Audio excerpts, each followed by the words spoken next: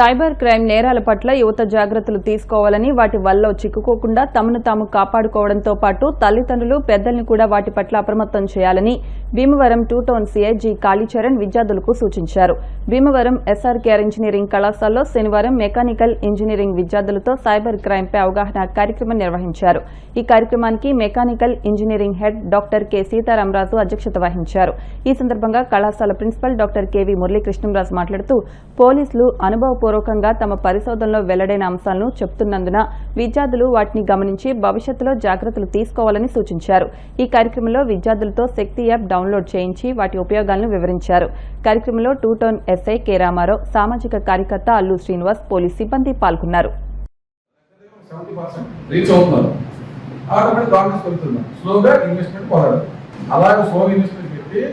ఒక డాక్టర్ గారు 45 లక్షలు, ఒక రిటైర్డ్ టీచర్ గారు 75 లక్షలు. ఎలాగంటే ఆ గ్రూప్ లోని అందరూ ఉంటారు. మీరే గ్రూప్, మీ అందరూ గ్రూప్ పెడతాను నేను. ఆ గ్రూప్ లో నేను స్టాఫ్ చెప్తూ ఉంటాను. కాబట్టి గ్రూప్ అంతా అందరూ ఉంటాయి. ఈయన ఒక్కడే వేరే వాడు ట్రాప్ అయ్యి ఎవరైతే అయ్యారో టీచర్ గారు ఆయన అనుకుంటాడు గ్రూప్ లో నాతో పాటు ఒక 20 మంది తింటున్నారు కదా, అందరూ ఉన్నారు కదా అనుకుంటాడు. ఎండ్ ఆఫ్ ది డే ఇతను ట్రాప్ చేసి ఇతను అకౌంట్ లో డబ్బులు మీరు లాగేసి చూస్తుంటే బ్యాలెన్స్ 10 lakhs పెడితే 30 lakhs కనబడుతుంటుంది మార్కెట్. అలాగే అతను 1 కోటి రూపాయలు 2 కోట్లు అయిపోయిందో కాకి తీద్దాం అనుకుంటే డబ్బులు అప్పుడు అడుగుతాడు, నేను ఎంత అమౌంట్ విత్డ్రా చేసుకుందాం ఉన్నప్పుడు అప్పుడు మీరు 20 lakhs కట్టండి, ఏదో ఛార్జెస్ ఉన్నాయంటే అప్పుడు 20 lakhs కట్టండి, అప్పుడు డౌట్ వస్తుంది. ఇంకా అప్పుడు పక్క గ్రూప్ రెస్పాండ్ అవుతూ ఆ గ్రూప్ అందరూ కూడా అందరూ ఉన్న గ్రూప్ 20 మెంబర్స్ అర్థం మీకు. ఆ 20 మెంబర్స్ ప్లస్ గ్రూప్ అందరూ కూడా ఒకటే. వాళ్ళు ఎవ్వరూ కూడా మనకు అందుబాటులో రాదు. కేసు పట్టుకోవడం కింద మాకు దొరకరు. ఎందుకు? వాళ్ళు హ్యాకర్స్ వాళ్ళు ఎక్కడో ఉంటారు. నాకు ఇండియాలో ఉన్నారు. ఒక టీవీ ల్యాండ్ ఒక ఐలాండ్ లో కూర్చొని మీలాంటి ప్రభుత్వం మీలో మంచి నాలెడ్జ్ ఉన్న హ్యాకర్స్ క్యాచ్ చేసుకుని పెట్టుకుని ఆతో బయట నడిపిస్తారు కదా. 70 లక్షలు 40 లక్షలు 50 లక్షలు అంటే మీరు అర్థం చేసుకుని జీవితాలతో ఖర్చు పెట్టినంత ఎలా పోతుంది? ఇలాగ ఇండియన్ ఎకానమీలో ఇలాగ సైబర్ క్రైమ్ చాలా జరుగుతుంది. ఇదంతా వాళ్ళ ఇండియన్ ఎకానమీ క్లాసు కాదు. ఈ అమౌంట్ అవుట్ ఆఫ్ కంట్రీస్కి వెళ్తున్నారు. దాని అర్థం ఏంటి?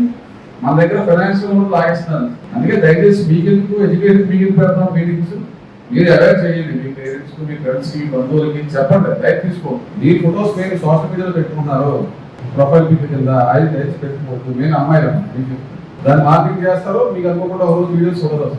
మీరు చదువుకున్నారు కాబట్టి లైక్ తీసుకుంటారు, మార్కెటింగ్ కట్ చేస్తాం. వాళ్ళు ఏం చేస్తారంటే మన అకౌంట్ లో మన ఫ్రెండ్స్కి వెళ్తుంటాయి, మన బంధువులకి వెళ్తాయి. అందరూ లైక్ తీసుకుంటారా? అలా చేస్తారు. కాబట్టి దయచేసి మీరు ఇంట్రెస్ట్ గా మంచి మంచి కెమెరాలు ఖర్చు పెట్టి అది దాకా విష్ణు వ్యాలీ రోడ్ అంతా, ఈ రోడ్ అంతా, సినిమా రోడ్ అంతా కెమెరాలు ప్రొఫైల్ కిక్ కోసం ఏదో వస్తాం కదా.